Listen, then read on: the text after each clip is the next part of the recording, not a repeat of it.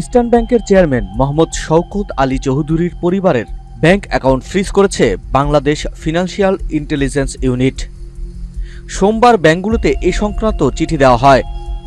শওকত আলী ছাড়াও তার স্ত্রী ও ন্যাশনাল লাইফ ইন্স্যুরেন্সের ভাইস চেয়ারম্যান তাসমিয়া আম্বারিন, তার মেয়ে ও ইস্টার্ন ব্যাংকের পরিচালক জারা নামরিন ও ছেলে মোহাম্মদ জারান আলী চৌধুরীর ব্যাংক অ্যাকাউন্টও ফ্রিজ করা হয়েছে।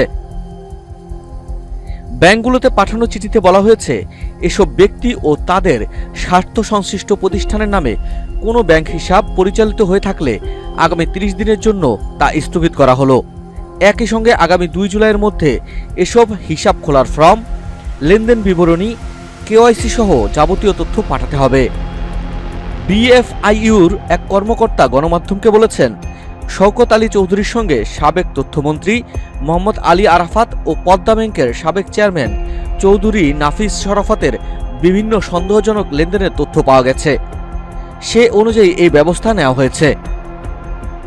গত বছরের 5ই আগস্ট ছাত্র জনতার অভ্যুত্থানে শেখ হাসিনা সরকারের পতনের পর থেকে সাবেক মন্ত্রী, প্রতিমন্ত্রী, আওয়ামী লীগের বিভিন্ন পর্যায়ের নেতাকর্মী সহ অনেকের অ্যাকাউন্ট ফ্রিজ করেছে বিএফআইইউ। এছাড়া 11টি যৌথ তদন্ত কমিটি গঠন করা হয়েছে।